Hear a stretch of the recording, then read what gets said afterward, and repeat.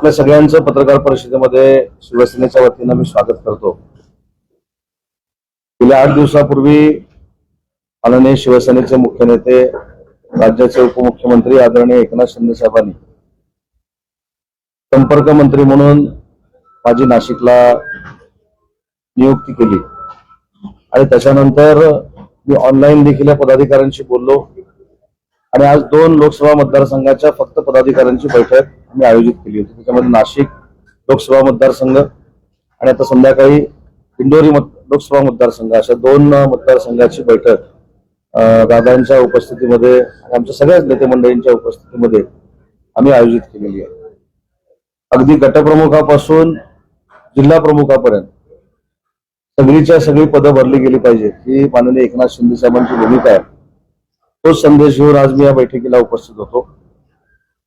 आज ही जिल्ह्याची जी बैठक झाली किंवा लोकसभेची जी बैठक झाली, दोन्ही लोकसभांच्या बैठका झाल्या, ही जिल्ह्याच्या ठिकाणी पहिली आणि शेवटची बैठक आहे।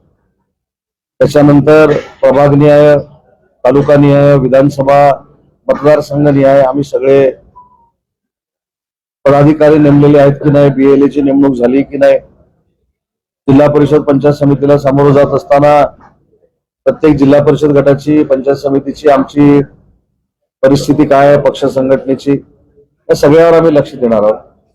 आणि मला असं वाटतं की आजचा उत्साह बघितल्यानंतर अजून एक बैठक शिल्लक आहे, पण मी नक्की एवढंच सांगेन की शिवसेनेचे पदाधिकारी अतिशय ताकदीनं दोन्ही लोकसभा मतदारसंघामध्ये काम करतायत।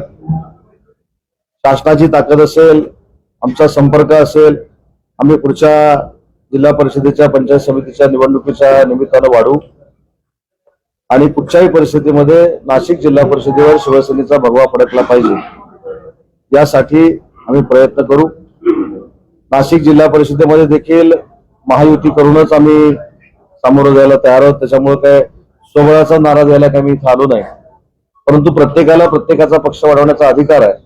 त्याच भावनेतनं शिवसेना पक्ष हा पूर्ण ग्रामीण भागामध्ये वाढला पाहिजे ही भूमिका घेऊन आम्ही काम करणार आहोत। यासाठी आजच्या बैठका होत्या।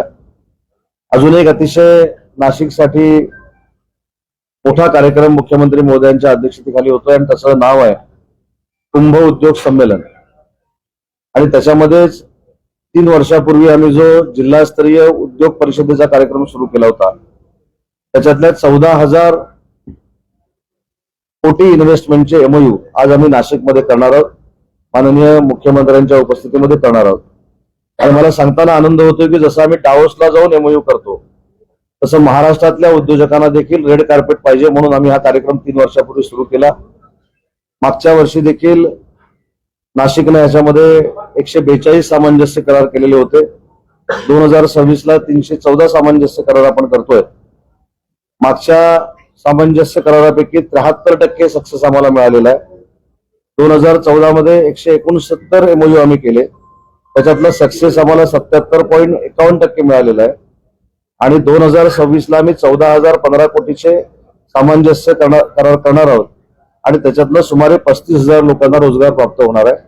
त्याच्यामध्ये देखील आमचा सक्सेस रेट हा 75 ते 80% राहील। आम्ही जिल्हापुरता मर्यादित सांगितला, परंतु महाराष्ट्र हे परकीय गुंतवणुकीमध्ये 1 नंबरचं राज्य आहे।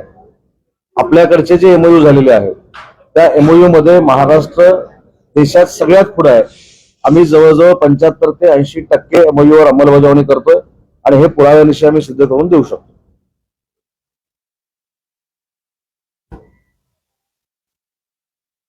भगवा फडकवण्याचा विचार चांगला आहे, परंतु शिवसेनेमध्ये जी गटबाजी आहे आता परिस्थिती अशी आहे की नेतेच खूप झालेले आहेत, कार्यकर्ते फार कमी आहेत तुमच्या पक्षामध्ये, हे कसं संघटन?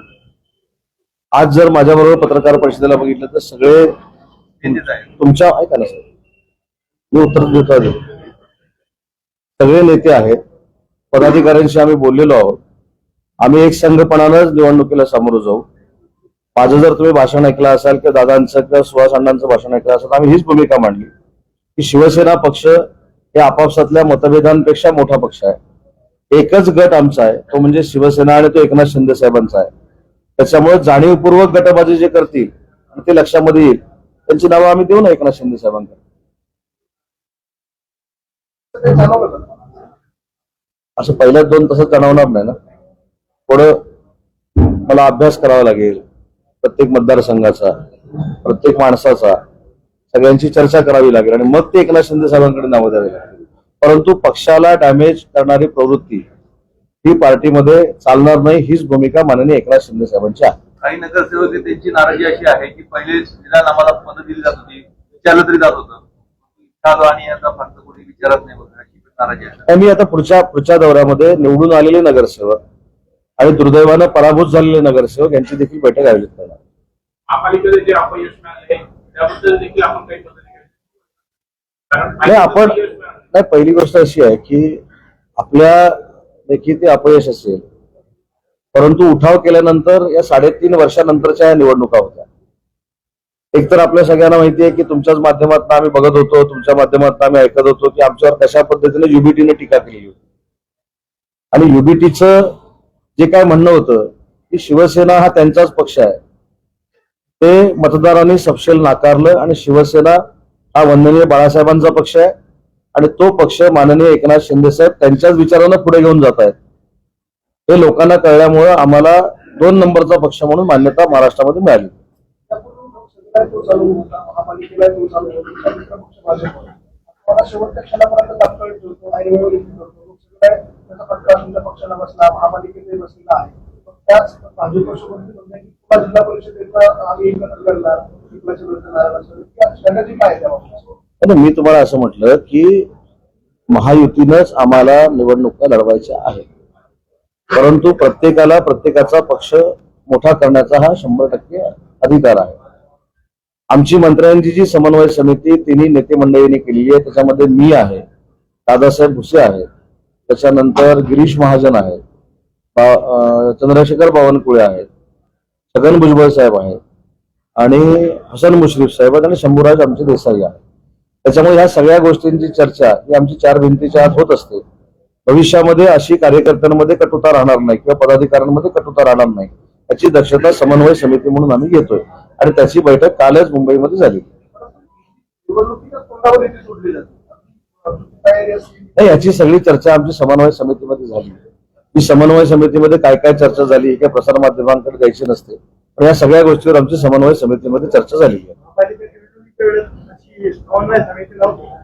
नक्कीच समन्वय समिती होती, पण कदाचित त्या समन्वय समितीमध्ये समन्वय नव्हता असं आपण म्हणून आम्ही काही पदाधिकाऱ्यांना खालच्या दोष देत नाही. पण आता ही जी निवडणूक झाली त्याची पुनरावृत्ती भविष्यामध्ये होऊ नये यासाठी काल आमची पहिली बैठक झाली. निवडून आलेले नगरसेवक आहे त्यांना महानगरपालिकेत आहे आणि त्यामुळे त्यांना काम करताना अडचणी निर्माण होत आहे आणि त्यामुळे जेव्हा नगरसेवक त्यांच्याकडून काम करणारे कार्यकर्ते पक्षात नाराज असल्याची चर्चा आहे. असं मी नाराज पक्षात कोण नाही आहेत, पण जी काय निधी संदर्भातली नाराजी असेल, आता योगायोगानं महानगरपालिका महापौर देखील महायुतीचे आहेत, उपमहापौर आमच्या शिवसेनेचे आहेत, ते त्यांची भूमिका मांडत असतील, परंतु हे संपूर्ण ओव्हरऑल खातं जे आहे ते माननीय एकनाथ शिंदे साहेबांकडे आहे. त्याच्या बाबतीमध्ये देखील आमची समन्वय समितीमध्ये जी काय चर्चा व्हायची ती आमची चर्चा झालेली आहे. ती सगळी जाहीरपणाने मी सांगत नाही, परंतु ही आता नाराजी राहू नये म्हणून समन्वय समितीने कालच काही धोरणात्मक आम्ही शासनाकडनं निर्णय घेतलेले आहेत. एक 8-10 दिवसामध्ये जिल्ह्यापर्यंत येतील आणि सगळी कोणाची जर नाराजी असेल, भाजपची असेल, शिवसेनेची असेल, अजितदादांच्या राष्ट्रवादी काँग्रेस पार्टीची असेल, ते सगळी दूर होईल.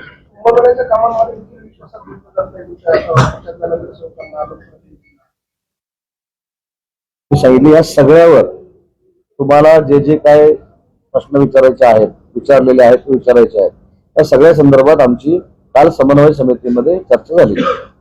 राज्य सरकारने अधिकाऱ्यांसाठी आता हिंदी भाषेची परीक्षा ठेवलेली आहे. 28 जून रोजी ती परीक्षा होणार आहे निम्न श्रेणी आणि उच्च श्रेणीसाठी. याची आवश्यकता मुळात का भासते? आता इतर पक्ष मनसे म्हणा किंवा शिवसेना उद्धव बाळासाहेब ठाकरे हे पक्ष आंदोलन करणार आहेत, परंतु मराठी भाषेसाठी एकीकडे आपण काम करत असताना हिंदी भाषेची परीक्षेची काय आवश्यकता? मी तुम्हाला 2 टप्प्यामध्ये सांगतो. आधी हिंदी भाषा सक्तीची ज्या डिपार्टमेंटने केली त्याला मला हे विचारावं लागेल. भाषा संचालनालयाने मी सांगतो. दुसरी महत्वाची गोष्ट अशी आहे की मराठी भाषा म्हणून, मराठी भाषेचा मंत्री म्हणून माझी स्पष्ट भूमिका अशी आहे की मराठीत राहणाऱ्या प्रत्येक माणसाला मराठी आली पाहिजे, याच्यामध्ये काही वावगं नाही. जर जिल्हाधिकारी होत असताना मराठीचा पेपर देऊन मराठी बोलता येतं म्हणून रुजू होत असेल तर मराठी माणूस म्हणून राहण्यासाठी काही फरक पडत नाही. महाराष्ट्रात राहणारा माणूस हा मराठी बोलला पाहिजे ही आमची भूमिका आहे. आता भाषा संचालनालयाच्या मार्फत अशा पद्धतीची परीक्षा हिंदीची का घेतली जाते याची मी 100% माहिती घेईन आणि जायच्या अगोदर तुम्हाला मी उत्तर देईन त्याचं. पण हे म्हणजे एकंदरीत योग्य वाटतं आपण चौकशी करा. नाही, मी सांगतो ना, आता कसं आहे, जे मला माहिती नाही त्याच्यावर आपलं मत सुरुवातीला प्रकट करणं योग्य नाही. पण मी इथे संध्याकाळपर्यंत आहे, संध्याकाळी जायच्या अगोदर मी तुम्हाला या बाबतीचा खुलासा करून जाईल. पक्ष म्हणून भूमिका काय हिंदी सक्तीची माहिती तर घेतो साहेब, सक्तीची व्हावी की का नाही? माहिती तर घेतो, आधी माहिती तर घेतो. हिंदीची परीक्षा सक्तीची केली का, कशासाठी केली, त्याच्या मागचा उद्देश काय, माहिती तर घेतो. सरकारमध्ये ऑपरेशन नाही, ह्याच्यामध्ये समन्वयाचा काय संबंध आला? नाही, पण ह्याच्यामध्ये नाही साहेब, आपण काहीतरी पूर्वग्रह दूषित करूनच आलेला आहात बहुतेक आमच्या सरकारबद्दल. आमच्यामध्ये समन्वय नाही किंवा काय नाही असं काही असं म्हणणं नाही. मी काय सांगितलं की जो प्रश्न मला विचारला याची माहिती तर मला पाहिजे. अरे माहिती नसताना मंत्री म्हणून मी बोलणं हे योग्य नाही. मी काय सांगितलं, मी पूर्ण दिवस नाशिकमध्ये आहे, मी जर तुम्हाला भेटलो नाही तर त्याचा खुलासा पत्र, प्रसिद्धी पत्र काढून तुमच्याकडे देईन. म्हणजे माहिती नाही ते उगाच त्याच्यावर आर्ग्युमेंट करणं योग्य नाही. संजय लीला पाटील यांची शिंदे साहेबांनी भेट घेतली अशा प्रकारची चर्चा आहे. काय कारण आहे? एक चर्चा नाही, तुमच्याच माध्यमातून टीव्हीवरून आम्ही बघितलं की ते शिंदे साहेबांच्या गाडीमध्ये बसलेले होते. परंतु प्रसंग कुठचा होता हा देखील आपण विचार करण्यासारखा आहे. शिंदे साहेब हे अतिशय संवेदनशील नेतृत्व आहे. जेव्हा संजय राऊत साहेब आजारी होते त्यावेळी देखील त्यांच्या बंधूंना स्वतः एकनाथ शिंदे साहेबांनी फोन केला होता. एवढी भावनिकता त्यांच्यामध्ये आहे. आणि संजय दिना पाटलांच्या पत्नींचा अपघात झाल्यानंतर त्यांना बघायला जाणं आणि त्याच्यासाठी संजय दिना पाटील हे गाडीमध्ये बसणं आणि राजकारण हे दोन भिन्न भाग आहेत. मला असं वाटतं की साहेबांमध्ये असलेली संवेदनशीलतेचं ते प्रतीक आहे. ऑपरेशन टायगरचं मध्ये राज्यामध्ये त्या काळामध्ये ऑपरेशन टायगरची तर ऑपरेशन टायगर हे तुम्ही केलेलं नामकरण आहे, बरोबर आहे. रोज आज जरी तुम्ही संध्याकाळी नंदनवनला किंवा कुठं साहेबांच्या ऑफिसला किंवा बाळासाहेब भवनला जरी तुम्ही फोन करून विचारला तरी पक्षप्रवेश सुरूच आहे. त्याच्यासाठी काय टायगर ऑपरेशनची गरज नाही. तुमचा जो प्रश्न आहे तो थेट खासदारांपर्यंत पोहोचतो याची मला पूर्ण कल्पना आहे. पण याच्यावर स्पष्ट साहेबांनी भूमिका घेतलेली आहे की एखाद्याला भेटण्यासाठी मला काय गोपनीय भेटायची आवश्यकता नाही. मी साहेबांना मी जाहीर सगळ्यांना भेटलेलो आहे, परंतु त्या खासदारांच्या बाबतीमध्ये कुठेही बैठक झालेली नाही, कुठेही गुपित मिटिंग झालेली नाही. त्याच्यामुळे ते टायगर ऑपरेशन राबवणं साहेबांच्या मनात देखील नाही. ही भूमिका साहेबांनी स्पष्ट मांडलेली आहे. उपाध्याचे संदेश पारकर हे देखील प्रवेश करतायत कुठे प्रवेश करतो? तुमच्या पक्षामध्ये. नाही, उभाटाचे ते नव्हते. ज्यावेळी ते नगरपालिकेच्या उमेदवारीला उभे राहिले ते सर्वप्रथम ते माननीय एकनाथ शिंदे साहेबांना भेटले. त्यावेळी आमची आणि मित्र पक्षाची तिथे युती झाली नव्हती. सगळ्या पक्षांनी संदेश पारकरला कणकवलीमध्ये पाठिंबा दिला होता. म्हणून संदेश पारकर त्याच वेळी 400-450 मतानं, नगरपंचायत छोटी आहे, ते निवडून आले. आणि निवडून आल्यानंतर स्वतः ते एकनाथ शिंदे साहेबांना येऊन भेटले होते आणि शिंदे साहेबांना त्यांनी सांगितलं होतं की पुढची वाटचाल जी आहे तुमच्या आशीर्वादाने मी करणार. मे महिना संपत आला तरी लाडका वेळेला मिळालेला नाही. तर काल याच्यावर संबंधित आदित्य तटकरेंनी सांगितलं की येत्या 7-8 दिवसामध्ये, त्या 2 दिवसामध्ये झाला पण असेल, मला माहित नाही. त्यांची स्टेटमेंट मी बघितली होती की ते पैसे रिलीज करतात. तर महाराष्ट्र अकोल्यामध्ये जे आहे ते मच्छी कटिंगसाठी बंदी घालण्यात आलेली आहे. जो आपण मुंबईची आगरी कोळी बांधवांची म्हणतो, महापालिकेने असा निर्णय घेतलेला आहे कसं? कधी आज घेतला का? मला माहिती घेतो, मला माहित नाही. आता हे जे निर्णय महानगरपालिका घेते, महानगरपालिका स्वायत्त संस्था आहे, त्यांनी तो का निर्णय घेतला आहे तुम्हाला विचारावा लागेल ना, मी विचारून सांगेन. महाविकास आघाडीने शक्ती कायदा लागू केला. शक्ती कायदा त्यामुळे फाशी तरतूद केली होती. सरकारने ती तत्काळ मंजुरी करावी असं दोन्ही पक्षांना. तर या बाबतीमध्ये सरकार देखील सकारात्मक आहे ना. हा कायदा मंजूर व्हावा म्हणूनच आम्ही सभागृहाने एकमतानं तो राष्ट्रपतींकडे पाठवलेला आहे. त्याच्यामध्ये कुठेही, कारण बनवलंच आमच्या सरकारनं आणि तो पाठवलेला आहे, त्याचा फक्त आम्ही पाठपुरावा नक्की करू. म्हणजे नाशिकसह पुणे म्हणा किंवा अनेक जिल्ह्यांमध्ये, शहरांमध्ये लहान मुलींवर अत्याचाराच्या घटना वाढत आहेत. समाजामध्ये एक वेगळाच आक्रोश निर्माण झालेला आहे की काही ना काही कठोर शासन हे दिलं गेलं पाहिजे. आपलं सरकार नेमकं आता काय पाऊल उचलणार आहे याबाबत? कठोर शासन दिलं पाहिजे ही काय नागरिकांची जी भूमिका आहे ती चुकीची नाही. प्रत्येकाच्या, तुमच्या माझ्या मनामध्ये देखील हीच भावना आहे की त्यांना कठोर म्हणण्यापेक्षा परत अशी देशामध्ये प्रवृत्ती घडू नये यासाठी त्यांना प्रतिबंध झाला पाहिजे. त्यासाठी कालच दादासाहेब पण होते, कॅबिनेटमध्ये देखील चर्चा झाली की फास्ट ट्रॅकवरचे जे सगळे न्यायाधीश आहेत ते लवकरात लवकर नेमावे यासाठी शासन आता प्रयत्नशील राहणार आहे. तशा पद्धतीनं उच्च न्यायालयाला मुख्यमंत्री महोदय विनंती करणार आहेत आणि कडक कारवाई झाली पाहिजे आणि ही विकृती ठेचून काढली पाहिजे, ही आमची शिवसेनेची भूमिका आहे. साहेब, मात्र याच्यात एक त्रास आहे तो. त्यावेळेला होता वातावरण त्यावेळेला बदलापूरमध्ये मागल्या वर्षी जी घटना घडली त्या शाळेची फी घोषणा करून सुद्धा भरलेलीच नाही. तिच्या वडिलांनी आज या संदर्भात पत्रकारांशी सांगितलं घोषणा झाली पण तुझ्या शाळेची प्रत्यक्ष फीस भरली गेली. याचा फॉलोअप होत नाहीये का? हे नक्की जर असं झालं असेल त्याच्यामध्ये आपण लक्ष घालू. पण बदलापूरच्या बाबतीमध्ये काय झालं आपल्या सगळ्यांना माहिती आहे की तो नराधम ज्यावेळी पोलीस कस्टडीतनं पळण्याचा त्यानं प्रयत्न केला, पोलिसांवरच वेपन काढण्याचा प्रयत्न केला, अक्षय शिंदे नाव होते त्याचं, तर त्याला पोलिसांनी पोलिसी खाका दाखवला.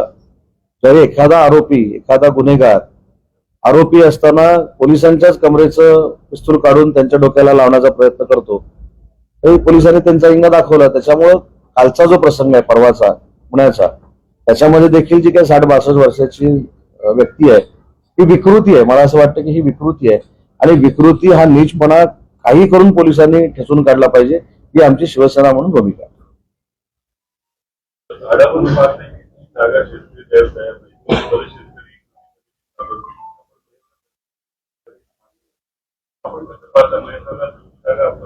नाही, दुसऱ्या जागेच्या संदर्भामध्ये मी आता सकाळी दादासाहेब भुसे, सुहास अण्णा, आमचे सगळे पदाधिकारी, तिथल्या जमिनीचे काही माहिती असणारे लोक, तिथले स्थानिक आमदार, जिल्हाधिकारी अशी आमची एक बैठक झाली आणि त्याच्यामध्ये असा निर्णय झाला की त्यांना अपेक्षित असलेला जो भाव आहे ते आता जिल्हाधिकारी ते आमच्याकडे HPC ला पाठवतील, तो आम्ही मंजूर करून देऊ. आणि त्याच्यामध्ये हिरामण खोसकर जे जिथले आमदार आहेत त्यांनी देखील त्याचं समर्थन केलं. मी त्यांना हीच विनंती केली की महिंद्रानं आजही सांगितलं की आम्ही तिथे इन्व्हेस्टमेंट करणार आहोत, जागा आम्हाला ताब्यामध्ये द्या. महिंद्रा कुठेही निगेटिव्ह नाही, परंतु आता तिथल्या स्थानिक लोकांनी आणि विशेषतः जी असोसिएशन्स आहेत, आपली इंडस्ट्रियल असोसिएशन्स आहेत, ती हक्कानं आमच्याकडे मागणी करायला येतात, हक्कानं आम्ही त्यांची कामं करून देतो. आता त्यांनी देखील फील्डवर उतरलं पाहिजे ना. हे लोकांच्या मनातला जो गैरसमज आहे तो दूर केला पाहिजे. तिथे काही टेकड्यांची जागा आहे ती घ्या म्हणून सांगतात, ती इंडस्ट्री कशी घेणार? ती काही टेकड्यांची जागा आम्ही घेणार नाही. आम्ही शेतकऱ्यांना कन्व्हिन्स करू, ज्यांच्या ज्यांच्या जागा आहेत त्यांनी आम्हाला द्याव्या. जो काय 20-22 लाख रुपये रेट वाढवून द्यायचा होता तो देखील वाढवून द्यायचा निर्णय मी आज सकाळच्या बैठकीमध्ये घेतलेला आहे. त्याच्यामुळे महिंद्राचा जर प्रोजेक्ट आला तर किमान 10 ते 15 हजार लोकांना रोजगार नाशिकमध्ये अजून ऍडिशनल मिळू शकतो. म्हणून माझी आपल्याला देखील विनंती आहे की आपण देखील त्याच्यामध्ये जनजागृती करावी. महिंद्रासारखा आलेला जो प्लांट आहे, महिंद्रासारखा जो प्रोजेक्ट आहे, हा परत जाऊ नये यासाठी तुम्ही देखील एक चळवळ उभी करावी असं माझं मत आहे आणि विनंती आहे. येत्या काळामध्ये आपण आपल्या प्रयत्न नाशिकमध्ये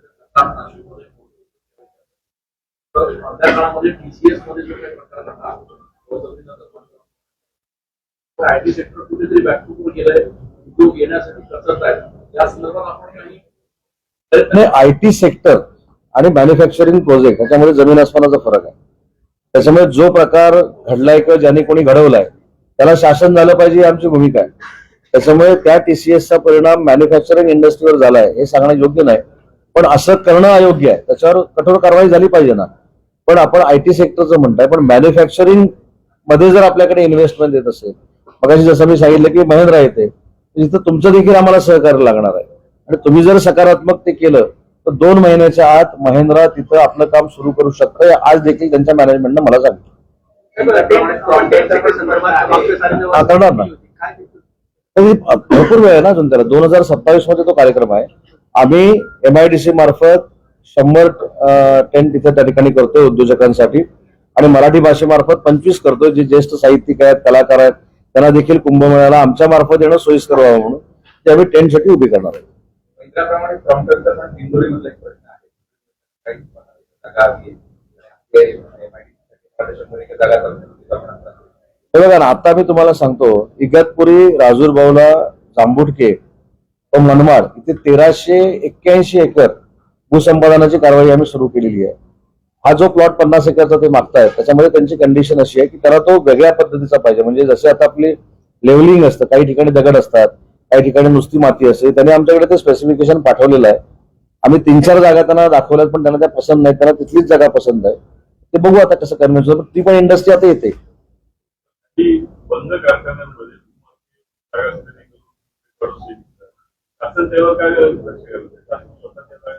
पण एमआयडीसीचं नाही, मला असं वाटतं की असं काय आपल्या निदर्शनास आलं तर मला सांगावं. आपण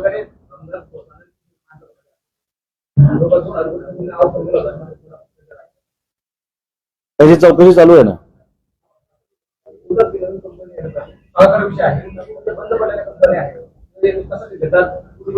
साहेब, बंद पडलेल्या कंपन्या आणि जमिनी ह्या 2 भाग आहेत. बंद पडलेल्या कंपन्या अनेक वेळा एनसीएलटी मध्ये गेलेल्या आहेत.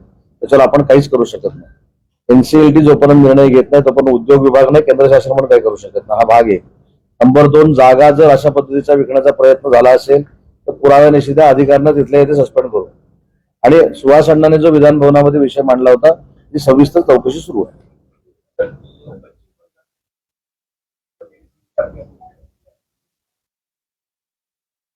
अभी डेमोक्रेसी में अगर बहुमत आने के बाद भी अगर कोई इस्तीफा नहीं देता तो उसको क्या बोल रहे हैं? बहुमत तो हो गया ना. वहां मेरे ख्याल से 200 पार कर गई बीजेपी और वो 88 पे रुक गए ना. तो वहां की जनता ने बीजेपी को चुन के दिया है, तो उनकी हार ही है. अगर उन्होंने इस्तीफा दिया नहीं दिया उनका टेन्योर तो खत्म होने वाला है. इंडस्ट्री मधले रस्ते अतिशय खराब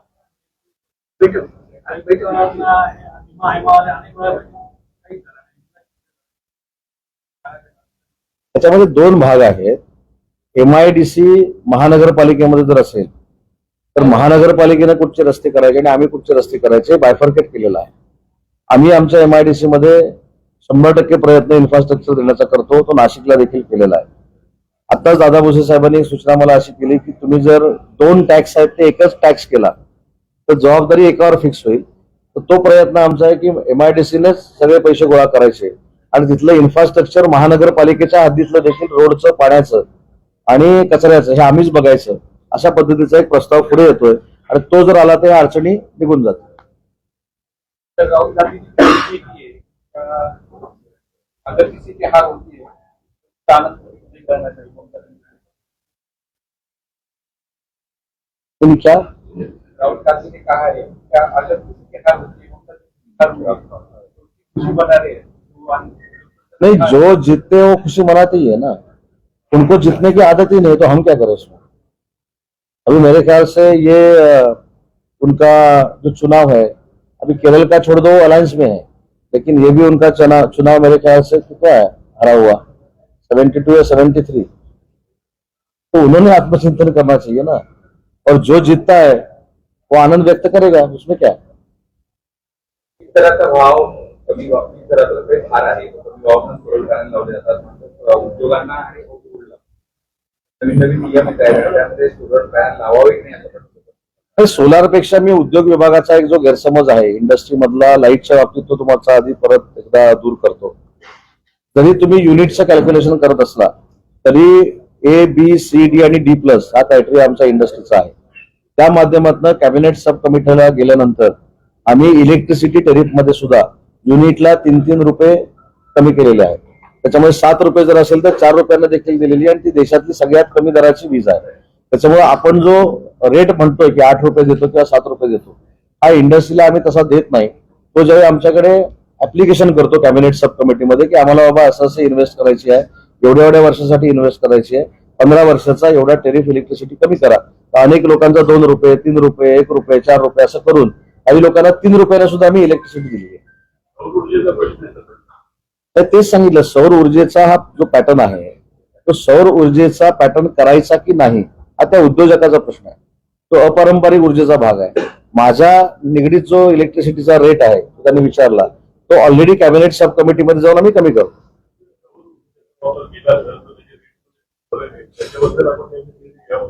साहेब, सौर ऊर्जेचा वापर जर केला तो आधी करायचा की नाही हा इंडस्ट्रीने ठरवला पाहिजे. तो ऐच्छिक आहे, बरोबर आहे.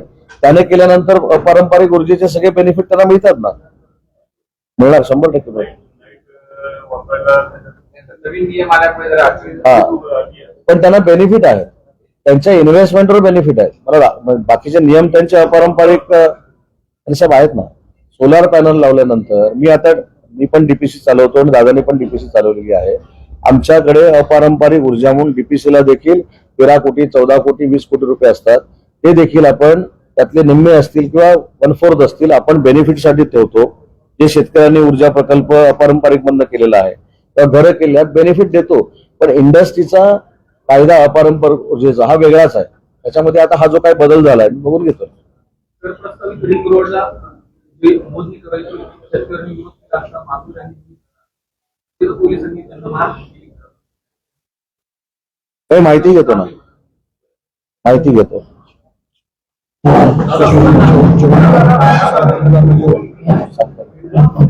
चालू आहे.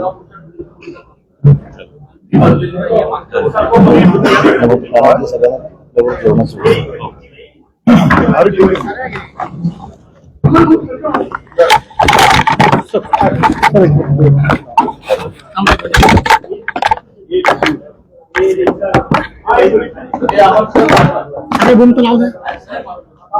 बदलापूरमध्ये गेल्या वर्षी जी घटना घडली होती त्या पोलीस मुलीची फी भरलेली नाहीये आश्वासन दिलं होतं.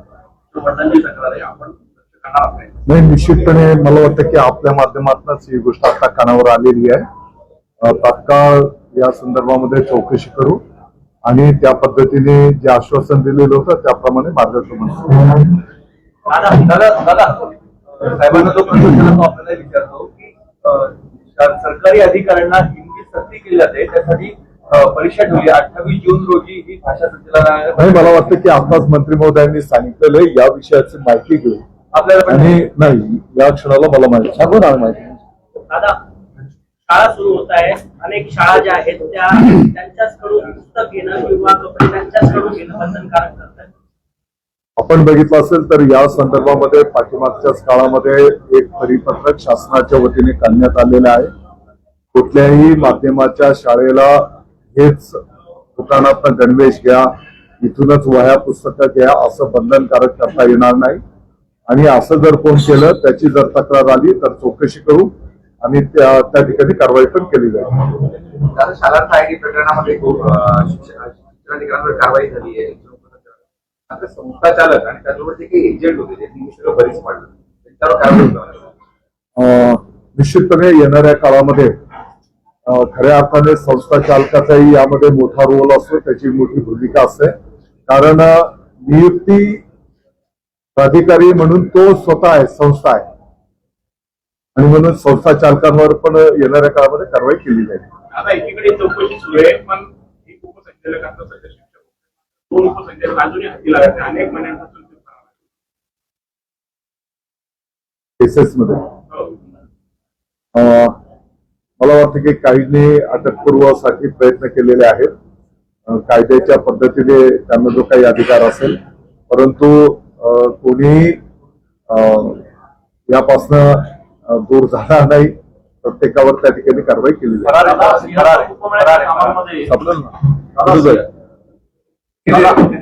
आता सिंहस्थ कुंभमेळ्याचे काम एवढ्या मोठ्या प्रमाणात सुरू आहेत, एवढे दौरे सुरू आहेत.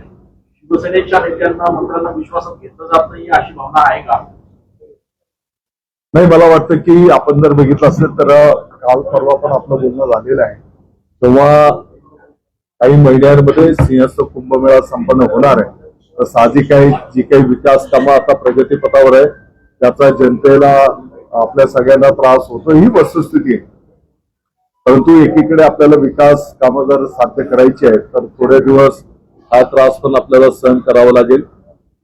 त्यात नागरिकांना त्रास होणार नाही याची काळजी घेत मार्गक्रमण करा अशा सूचना आयुक्तांना दिलेल्या आहेत. आता साधू महंतांनी प्रचंड नाराजी व्यक्त केलेली आहे. सगळी कामं ही नाशिक असो की त्र्यंबकेश्वर संथ गतीने कामं सुरू आहेत. फक्त बैठका होत आहेत. मंत्री तर गोड बोलतात निघून जातात, कामं होत नाही. आता एकीकडे आपण बोलतो आहोत की विकास कामांमुळे रस्ते अडचणी आहेत, फुटलेले आहेत, कामं प्रगतीपथावर या संथ गतीला गती द्यायला सांगू.